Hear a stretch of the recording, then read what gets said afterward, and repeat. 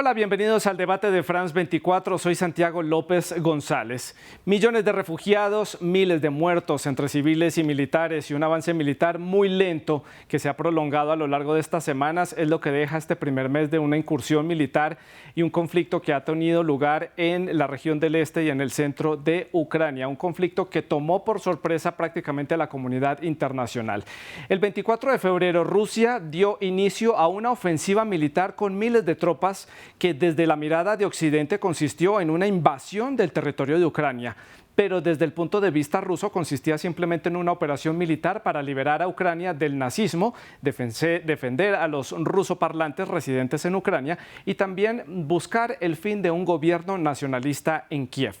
Veamos entonces cómo ha sido el avance a lo largo de este primer mes. Como lo decíamos, el 24 de febrero las tropas rusas comenzaron a avanzar desde el este, desde las autoproclamadas repúblicas de Donetsk y Lugansk. También empezaron a avanzar desde la península de Crimea, un territorio que ya había sido anexado a la Federación de Rusia. Desde aquí empezaron a moverse hacia el norte del país. También llegaron tropas desde el norte, tropas rusas cruzaron al territorio de Belarus y empezaron a bajar hacia el sur, hacia el territorio ucraniano. Desde la frontera hasta la ciudad de Kiev, o Kyiv, que es la capital ucraniana, solamente hay 130 kilómetros de distancia. Muy pronto los ataques se concentraron en otras ciudades, como por ejemplo Jersón, aquí en el sur, con tropas que venían desde Crimea, y Kharkov o Kharkiv, que es esta ciudad ubicada en el noreste del país, muy cerca a la frontera rusa. A propósito, es la segunda ciudad más grande de Ucrania y también tiene una población de mayoría rusoparlante. Precisamente el avance buscaba moverse hacia el centro del país para llegar y capturar a Kiev, que es la gran conquista que deben hacer las tropas rusas. Pero también el asedio comenzó en otras ciudades del país, principalmente en la ciudad de Mariupol. Este es un importante puerto ubicado en el mar de Azov, una ciudad que ha sido cercada, dando origen a unos lamentables ataques y a una lamentable crisis humanitaria. El lento avance de las tropas rusas llegó a otras ciudades como Melitopol, también aquí en el sur, y también a otras ciudades como Zaporizhia, en donde hay una importante central nuclear que abastece de energía a buena parte del territorio ucraniano. Desde Kharkiv y Sumy, aquí en el norte del país, comenzaron a moverse más tropas hacia el centro, comenzaron a acercarse a la ciudad de Kiev y también comenzaron a haber algunos ataques en el oeste, en la ciudad de Lviv, que hasta el momento estaba en una relativa calma, y también comenzó a haber un asedio desde el Mar Negro a la ciudad de Odesa, que es un importante puerto ucraniano en el Mar Negro. Como ustedes ven, en el este solamente faltaría esta franja de acá para que las tropas rusas hayan conquistado prácticamente toda la frontera norte y este de Ucrania. Sin embargo, las conquistas rusas se han ubicado, como lo decíamos, en puntos específicos, en el sur, en esta parte del este y allí en el norte. Falta todo el oeste del país y esta costa del Mar Negro todavía sigue sin ser conquistada por las tropas rusas. Si bien el ejército ucraniano es más pequeño y menos tecnificado que el ruso, la resistencia ha sido fuerte. Incluso han realizado ofensivas en algunas zonas que han permitido recuperar terreno por parte de las tropas ucranianas. Las consecuencias de esta guerra son incalculables, no solo por el daño a la infraestructura en Ucrania, las consecuencias económicas, sino por la crisis humanitaria que ha desencadenado. Hay millones de desplazados internos y de refugiados también que han buscado ponerse a salvo en otros países, generando uno de los mayores éxodos desde la Segunda Guerra Mundial. Veamos entonces algunas de las cifras. En solamente 4 semanas, ACNUR estima que 3,6 millones de personas procedentes de Ucrania se han convertido ya en refugiados. La mayoría de ellos han llegado a Polonia, alrededor de 2.100.000 personas han llegado a este país de la Unión Europea, que es el principal destino de los ucranianos. Antes de la invasión, ya en Polonia residían cerca de 2 millones de ciudadanos ucranianos que estaban allí buscando mejores oportunidades laborales. Rumanía, acá en el sur, ha recibido poco más de 500.000. Le sigue Moldavia, que es este pequeño país de acá, que con muchas limitaciones y muchas dificultades, porque es un país muy pobre, con muchos problemas económicos, ha recibido a más de 371.000 refugiados procedentes de Ucrania. Le sigue Hungría, también parte de la Unión Europea, con más de 320.000. También a Rusia, Rusia han llegado más de 271.000. ¿Por qué? Porque muchos ciudadanos ucranianos tienen también ciudadanía rusa o tienen familia en este país y por eso se vuelve en un destino también para ponerse a salvo. Eslovaquia ha recibido más de 256.000 y Belarus en el norte un poco más de 4.900 personas. Otros han llegado a otros países, han llegado a otros puntos de la Unión Europea a través de estos países. Han sido sus primeros puntos de partida y de allí saltan a otros países de la Unión Europea como Alemania o como Portugal o incluso a países un poco más allá de las fronteras europeas como Estados Unidos, Canadá, Kazajistán, Armenia e Israel. Si hay una ciudad que ha sufrido el asedio de las tropas rusas es precisamente el puerto de Mariupol en el mar de Azov. Allí las tropas rusas han cercado la ciudad y han provocado una gran destrucción de la infraestructura de esta ciudad.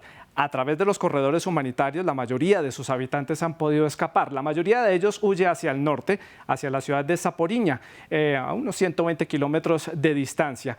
Allí estuvo nuestra enviada especial Catalina Gómez y conoció de primera mano las experiencias, las historias de vida de estas personas que han huido del asedio de Mariupol. Veamos. Las palabras no son necesarias para narrar la tragedia que se vive en Mariupol. La pesadilla vivida en las últimas semanas está reflejada en los rostros de quienes logran alcanzar la población de Zaporilla, el primer puerto de llegada de quienes huyen de la ciudad. Es terrorífico, solo terrorífico. Y por eso todo esto es tan difícil. Muchas de las personas que han llegado hasta aquí llevan días, si no semanas, viviendo en refugios antiaéreos y para salir de Mariupol ha sido otra tortura, porque muchas veces no salen directamente, sino que han ido de población en población esperando que se abran esos corredores humanitarios para poder llegar hasta aquí. Anastasia ha huido con su hija y su marido. Dice que Mariupol es hoy una ciudad de la que no queda rastro. Los que permanecen allí sobreviven con los pocos alimentos que les quedan. Ni siquiera puedo poner las palabras juntas. Todo está destruido completamente. Los barrios de la ciudad están totalmente por los suelos. El terror de lo que han vivido en el último mes no termina al llegar a un lugar seguro. La mayoría ha dejado parte de los suyos atrás. Después de muchos intentos, este grupo de 50 vehículos ha conseguido permiso para hacer la ruta de regreso. Dimitri va camino a rescatar a sus padres, de quienes no tienen noticia hace más de 20 días. Creemos que hay muchas familias atrapadas con niños y muchos tienen problemas de estómago, porque han estado tomando el agua de las fuentes y tienen infecciones. Cada uno de ellos tiene un mapa que les muestra el acceso a la ciudad, pero una vez adentro deberán enfrentarse al peligro por su cuenta. Luba huye de otra realidad. Su casa en Melitopol fue ocupada por las fuerzas rusas cuando tomaron el control de la ciudad. Les dijimos que era nuestra casa, les pedimos que se fueran, pero ellos tomaron todo lo que quisieron. Destruyeron nuestras pertenencias, rompieron las cerraduras, se comieron nuestra comida, nosotros tomamos algunas de nuestras pertenencias y partimos. Van camino al oeste de Ucrania, pero los acompaña el dolor de lo que han dejado atrás. No saben si podrán regresar y si lo hacen, se preguntan en qué estado lo encontrarán. El informe de Catalina Gómez Ángel, nuestra enviada especial a Ucrania, mostrándonos la situación que se vive en la ciudad de Zaporiña con todas estas personas que han logrado escapar del asedio de la ciudad de Mariupol. Pues bien, esta es la situación un mes después de haber comenzado esta incursión militar rusa, esta ya llamada por Occidente una guerra desatada en el territorio ucraniano. Y para analizar este tema saludamos a Oleksiy Odkidak. Él es analista político internacional del think tank Adrastra. Él se encuentra en la ciudad de Kiev, en la capital de Ucrania, y en la ciudad de Buenos Aires, en Argentina, está Andrés Servin. Él es doctor en ciencias políticas y analista internacional. También es presidente del think tank regional CRIES. Ustedes también pueden ser parte de esta conversación. Participen con todos sus comentarios y sus preguntas. Lo pueden hacer a través de nuestras redes sociales. Nos encuentran en Facebook, en Instagram, también en Twitter. Estamos como @France24-ES, @Santilogo, que es mi cuenta personal. Nuestra etiqueta es numeral el debate F24. Esperamos todos sus comentarios y preguntas relacionados sobre este tema. Comienzo entonces el debate con Oleksiy en la ciudad de Kiev, la capital ucraniana, preguntándole por este mes de guerra. este mes de incursión militar rusa en su país.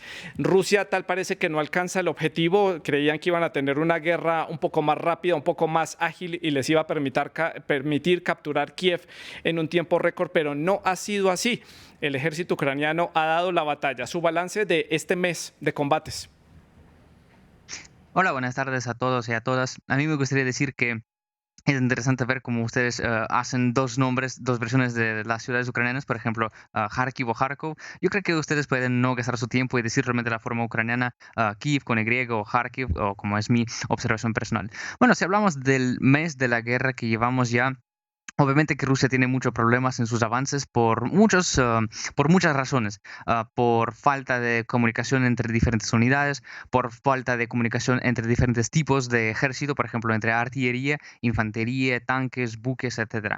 También lo que hemos visto que la resistencia civil ucraniana es muy fuerte, es muy dura, y no solamente en la parte de la sociedad que ayuda al ejército, por ejemplo, lleva chalecos antibalas, lleva comida, ropa necesaria a los soldados, sino también la resistencia civil en las zonas ocupadas como Gerson, como Melitopol, donde la gente sale cada día y protesta de forma muy, muy dura contra los soldados rusos. Sí, y le hago la misma pregunta a Andrés en la ciudad de Buenos Aires, sus impresiones sobre este mes de incursión militar rusa o de guerra, conflicto, como desde su perspectiva debe ser llamado este enfrentamiento en Ucrania. Bueno, creo que es evidente que ha habido una guerra que ha iniciado Rusia en Ucrania. Yo creo que hubo un cálculo que ha fallado en términos de con qué celeridad podrían avanzar en la ocupación de Ucrania y eventualmente en plantearse algún tipo de escenarios de transición por parte de Rusia. Ya el colega ha mencionado algunas de las fallas. Yo no soy un experto militar, pero algunas de las fallas en términos de cómo ha funcionado el avance ruso, el avance militar ruso como tal. Pero yo creo que esto va a tener ya un mes, marca muy claramente toda una serie de repercusiones, específicamente en Ucrania, el drama humanitario que estamos viviendo y además la resistencia que se está evidenciando por parte del gobierno y de la sociedad civil ucraniana. Por parte de Rusia, yo creo que empieza a haber ciertos cuestionamientos y cada vez más amplios y con mayor resonancia sobre esta guerra y sobre el sentido de esta guerra iniciada por Putin. Como ustedes bien saben, en estos días Sí. ha habido una serie de renuncias, empezando por Chubais, que fue la figura clave de la transición en la perestroika y que ha estado en el gobierno, Sí. la presidenta del Banco Central y así sucesivamente. Sí, Claro. veo que usted me quiere preguntar otra cosa, adelante.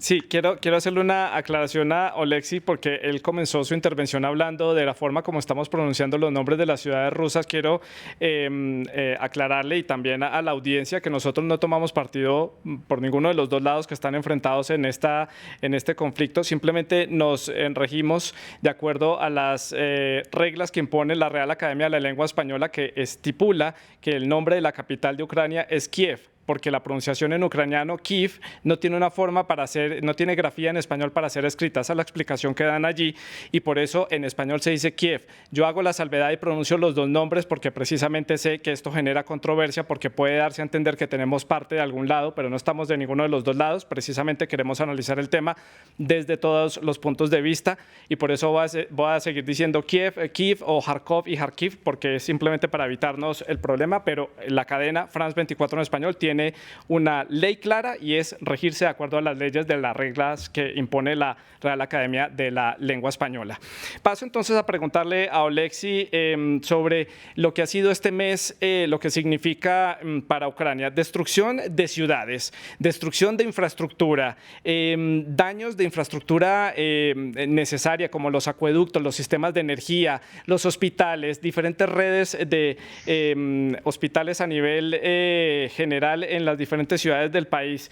La destrucción va mucho más allá de lo que estaban esperando los ucranianos, de lo que podía ser esta incursión militar rusa, esta invasión a su territorio. ¿Cuál es la evaluación que hacen de los daños? Bueno, si hablamos en general de los daños que la Federación Rusa ha causado aquí en Ucrania, lo que conocemos por ahora es que destruyeron cerca de 4 4.500 casas residenciales, cerca de 200 hospitales, cerca de 150 escuelas. Son los datos como más últimos que yo he visto, he escuchado en las noticias. Y en general, Ucrania va a perder entre 30 y 60% de su PIB, Producto Interno Bruto. Si calculamos eso en cifras absolutas, será la pérdida cerca de 300 billones de dólares. Entonces entendemos que para Ucrania esa guerra lleva las consecuencias gravísimas y necesitaremos por lo menos 5 años de las inversiones directas enormes, tanto por Ucrania, sino también por la parte de la Unión Europea, por la parte de la comunidad internacional y de las reparaciones por parte de Rusia, porque obviamente que ese país tiene que pagar por su agresión, por las destrucciones que han causado, y entendemos que esa recuperación después de la guerra tomará mucho tiempo. Andrés, desde el lado occidental y de este lado del mundo se habla de una baja moral de las tropas rusas, un lento avance, múltiples dificultades para el suministro de las tropas. Son datos que muchas veces no se pueden comprobar, pero lo que nos está indicando es que esta guerra tal vez se va a extender más de lo que estamos pensando. Rusia está avanzando muy lento en ese objetivo. ¿Es parte de la estrategia? ¿Qué análisis hace usted si esta demora es parte de la estrategia o si es que de verdad las tropas rusas están teniendo problemas para cumplir sus objetivos militares? Mire, yo creo que los medios en general están concentrados obviamente con el drama humanitario que se está viviendo en Ucrania y están concentrados en cómo avanza o deja de avanzar la guerra. Tal vez deberíamos estar viendo cómo avanzan o no avanzan las conversaciones para llegar a algún tipo de salida a esta situación. Yo creo que eso es lo más preocupante, que están paralizadas las conversaciones, más allá de que la estrategia rusa sea seguir avanzando con los criterios que tienen en este momento sobre el territorio ucraniano o no. Lo que creo que es importante, cómo se sale de esta situación. Y para salir de esta situación necesariamente tienen que mantenerse no solamente los canales diplomáticos para seguir negociando, sino que además debe desarrollarse algún tipo de sesión de lado y lado con respecto a los puntos más álgidos de la negociación. Y yo no percibo que eso se esté dando, con lo cual vamos a tener una continuidad de la parte bélica en detrimento de la parte diplomática. Sí, Andrés, ya que usted se me adelanta un poco y habla de esa mesa de diálogo que tiene pocos avances, que ha habido varios encuentros y se han pactado algunas cosas interesantes como los corredores humanitarios para sacar a los civiles de puntos estratégicos, como es el caso de Mariupol en el mar de Azov. Las mesas de diálogo han dado pocos resultados. Oleksiy, su impresión y su opinión sobre estas mesas de diálogo, ¿qué tanto puede haber por parte de Ucrania para ceder un poco frente a las exigencias rusas y qué tanto está dispuesto también Rusia a ceder para poder llegar a un punto de acuerdo? Yo creo que aquí la situación es bastante fácil y sencilla porque necesitamos tener claro una cosa. Si mientras Rusia tenga reservas para lanzar nuevas ofensivas y mientras Ucrania tenga las reservas para resistir, seguiremos en combate. Es que Rusia sigue con las demandas inaceptables para Ucrania. Reconocer la ocupación de Crimea, reconocer las repúblicas separatistas donde Rusia empezó la guerra y que Rusia misma creó, no, es completamente inaceptable para Ucrania. Ceder nuestro ejército, lo que dicen sobre la desmilitarización de Ucrania, pero ¿por qué? ¿Por qué tenemos que dejar nuestro ejército y vivir sin él cuando ya nos atacaron una vez, a pesar de las garantías de seguridad que tuvimos, a pesar del derecho internacional, etcétera, etcétera? Entonces, obviamente que las demandas que de forma pública anuncian los altos funcionarios rusos o el presidente ruso son inaceptables.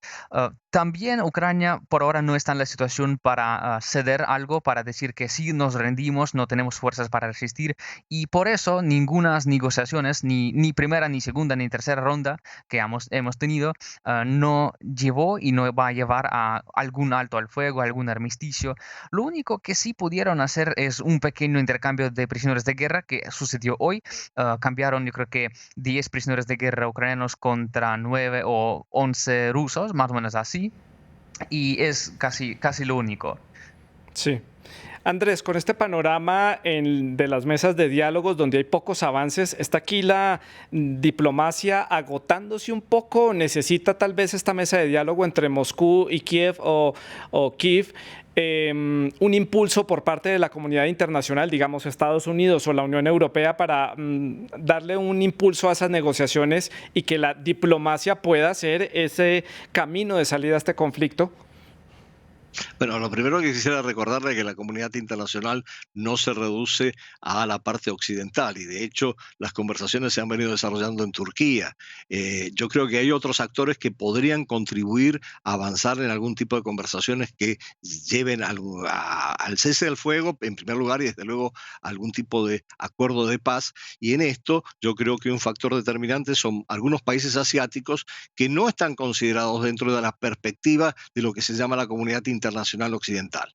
Entonces, yo creo que Estados Unidos tiene una posición, la OTAN tiene una posición, la Unión Europea con sus altibajos y algunas diferencias tiene una posición, coinciden, pero tenemos una serie de actores que en realidad superan en población a lo que consideramos Occidente, que deberían tener algo que decir en este sentido de ayudar a construir la paz. Y voy a mencionar uno solo, que ha sido ya puesto en la tapa de los medios, y es China.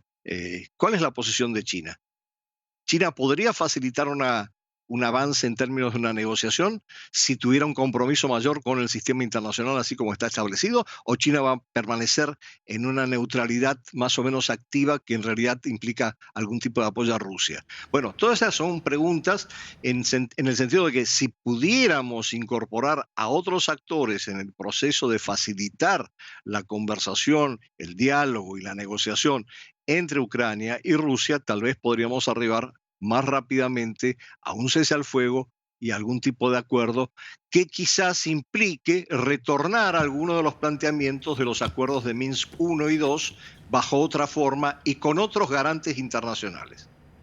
Sí, no estoy diciendo que la comunidad internacional quede reducida a Estados Unidos y a la Unión Europea. Dije la comunidad internacional, por ejemplo, algunos de ellos puede ser Estados Unidos o la Unión Europea, que son los que más han estado involucrados en este conflicto. Pero claro, hay otros países como por ejemplo Turquía, que se ha mostrado muy abierta a negociar, a ser garante de estas negociaciones, y hay varios países que lo han demostrado así.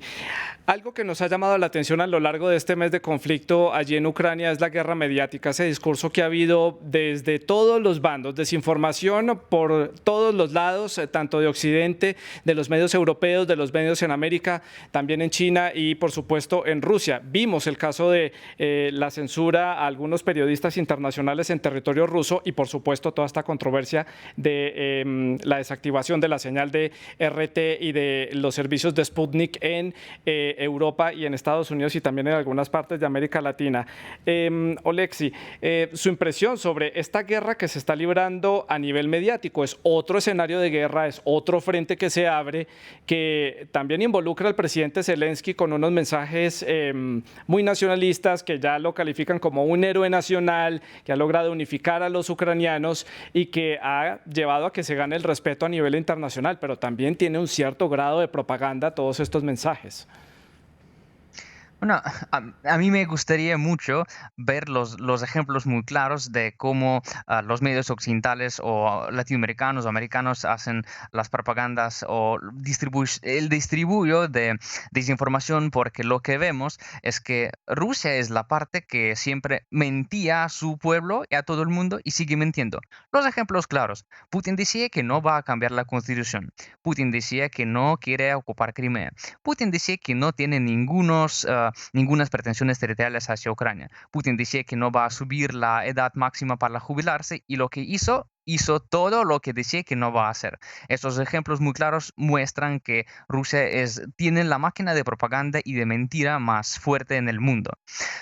Lo segundo es que sí, en el mundo occidental, digamos, bloquearon los canales como Sputnik, RT, etcétera, y yo creo que es la decisión correcta. ¿Por qué? Porque estos canales no llevan ninguna información útil, digamos, porque ellos utilizan la libertad de expresión para distribuir el lenguaje de odio y de guerra, obvio, para todo el mundo. Y Sí. primero es que el blanco de ese lenguaje de guerra y de odio es Ucrania. Segundo es que dicen que van a conquistar, destruir, hacer la guerra nuclear contra Polonia, contra países bálticos, contra Alemania, Francia, etc. Entonces es la protección por la parte de la comunidad occidental bloquear estas fuentes Sí. de desinformación.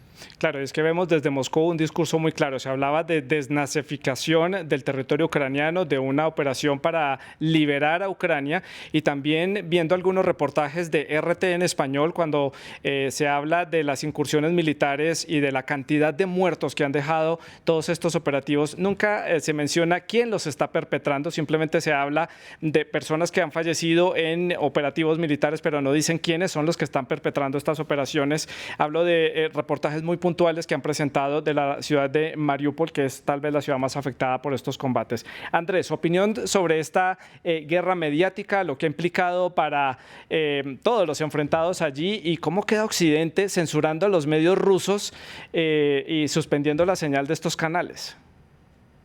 Bueno, lo de la censura de alguna manera es previsible porque va de ambos lados. Obviamente en el caso de Rusia hay una censura extremadamente fuerte, pero no tanto solamente sobre los medios occidentales y sobre las redes occidentales, sino particularmente sobre los propios rusos que están en contra de la guerra. Y esto es un dato muy importante, porque no nos olvidemos que aquí no hay una posición monolítica con respecto a la guerra de apoyo a Putin. Pero yo creo que es necesario entender algo. Y no quiero aquí polarizar ni discutir en términos de estoy de un lado o estoy del otro. Lo que quiero plantear es que, ya lo planteé en varios artículos míos, la primer víctima de la guerra es la verdad. Y las dos partes generalmente de una u otra manera distorsionan la información y la utilizan en su provecho. Algunos de una manera mucho más abierta, mucho más radical, como lo estamos viendo en el caso de Rusia muchas veces. Pero si nosotros vemos un poco, hacemos un pantallazo de los medios en Estados Unidos, inclusive vamos a ver que hay contradicciones y desmentidos entre los propios medios. Por ejemplo, lo que puede ser una cadena que responde más a la orientación liberal o pro-Biden de una cadena que responde más a una posición pro-Trump. Y entonces hay cuestionamientos varios y además planteamientos muy distintos. Es decir, yo he escuchado en una cadena, no voy a mencionarla porque no viene al caso, en Estados Unidos, tajantes declaraciones acerca de que la guerra estaba terminada y Putin había ganado la guerra.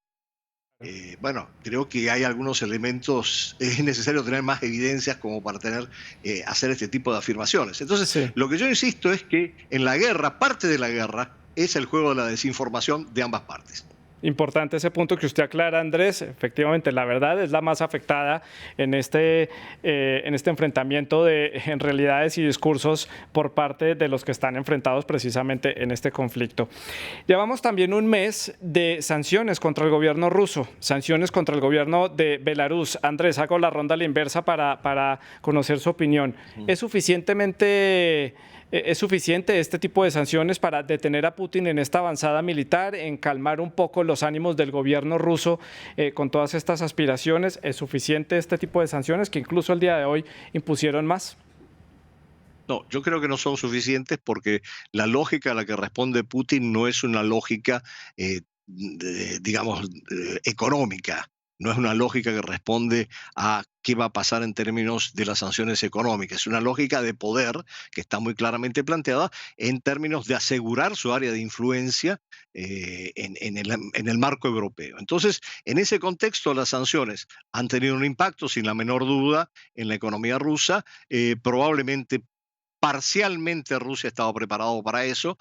Probablemente Rusia también, o Putin específicamente, tiene expectativas de poder sustituir a algunos de sus socios en el ámbito occidental por otros socios para poder salir de las sanciones. Por ejemplo, hay una expectativa de reemplazar estas sanciones que se dieron al SWIFT con el sistema similar que ha desarrollado China, que es el CIPS. Pero bueno, estas son todas especulaciones en este momento. Lo que sí sabemos es que ha habido un impacto de las sanciones y, segundo lugar, mucho más importante, yo creo que las sanciones han sido un boomerang, porque también han tenido un impacto negativo sobre la economía mundial y las economías occidentales. Me quedan ya pocos minutos para finalizar el programa. Oleksiy, su opinión sobre estas sanciones contra el gobierno ruso. En general vemos que de verdad sí funcionan y lamentablemente las sanciones no tienen los efectos en corto plazo, pero sí vemos que van a tener los efectos más duros en corto y en medio plazo y que sí ya los precios de diferentes bienes en Rusia crecieron en unos casos 5 veces, 7 veces, 10 veces, que el tipo de interés de rublo cayó como 2 veces por lo mínimo, que casi destruyeron las sanciones, el mercado de bolsa en Rusia. Entonces, en ese sentido, sí, esas sanciones son necesarias, sí, esas sanciones son duras. Lamentablemente sí tienen como ese efecto de boomerang, como ha dicho señor Servin, pero es el precio que paga el Occidente, digamos, para detener esa agresión rusa, porque para nosotros queda claro que Ucrania no es el punto final de esa agresión. Ya debo finalizar el programa. Quiero cerrar con la crisis humanitaria, la cantidad de ucranianos que han abandonado el país. ¿Cuánto más pueden soportar países como Moldavia, como Rumanía, recibiendo a estos miles de ucranianos? Y esta crisis, muchos organismos internacionales dicen que apenas está comenzando. Alexis, su opinión sobre esta situación humanitaria, ¿cuánto más puede soportarse? Y ya con esto finalizamos. Según los datos que recibimos, Ucrania abandonaron cerca de 3.5 millones de los habitantes. Yo creo que en ese sentido no tenemos que preocuparnos mucho por los países como Moldova, como Polonia, porque a menudo los ucranianos salen por estos países, pero después van a otros países. Y por ejemplo, sí tenemos datos que a Polonia salieron cerca de 2.3 millones de ucranianos, pero ellos manejan después a otros países y ya controlar contar cuántos ucranianos se fueron a Alemania, cuántos se fueron a Francia, a España, a otros países, es muy difícil porque ya no tienen fronteras en esa zona. Y entonces, lamentablemente, sí, si los combates siguen, vamos a tener más refugiados y si tomamos en cuenta la cantidad de tiempo que pasó, solamente un mes, y cantidad de gente que salió, que emigró, entonces sí, de verdad es la crisis migratoria más grande que ha visto Europa después de la Segunda Guerra Mundial. Andrés, su opinión sobre este tema humanitario y sobre esas críticas, sobre todo a la Unión Europea, que ahora le abre las puertas a los ucranianos, pero meses atrás le cerraba las puertas a los migrantes procedentes de Siria, de Irak o de países del norte de África que también intentaban llegar a la Unión Europea. Correcto, estoy de acuerdo con usted. Aquí no hay, digamos, no hay manera de establecer un equivalente. Ha sido mucho más abierta la Unión Europea frente a este drama humanitario que se está produciendo en Ucrania que frente a lo que ha pasado en otras regiones. Pero yo quisiera remarcar en función de esto, más allá del drama humanitario que es terrible, lo que implica en términos de las consecuencias para Europa. ¿Tiene Europa la capacidad de absorción de 3,5 millones de ucranianos? ¿Tiene el financiamiento? ¿Va a generar esto algún tipo de repercusiones políticas en términos de los movimientos más nacionalistas y xenófobos que ya se han expresado en su momento con los refugiados de Siria o de otros lugares? ¿Van a pasar algún tipo de situaciones graves en términos de la seguridad? Todos sabemos que en este momento uno de los grandes problemas de los migrantes que se encuentran no tanto en Polonia, pero particularmente en Moldava, es el tema del tráfico de personas. Entonces, ¿cómo va a manejar eso la Unión Europea? Hasta ahora vemos que lo están trabajando básicamente las organizaciones no gubernamentales, pero no hemos visto políticas gubernamentales para abordar este problema, que es un problema dramático y que va a agigantar lo que ya se está produciendo con el desplazamiento. Lo estamos solamente viendo desde la punta del iceberg, Andrés. Sin duda alguna esto va a generar consecuencias mucho más adelante. Andrés y Alexis, les agradezco por haber estado con nosotros en el programa. Hoy se nos fue el tiempo más rápido que en los otros episodios. Les agradezco por haber hecho este análisis para la audiencia de France 24 y ustedes pueden seguir en sintonía de France 24 y también hay más noticias en france24.com.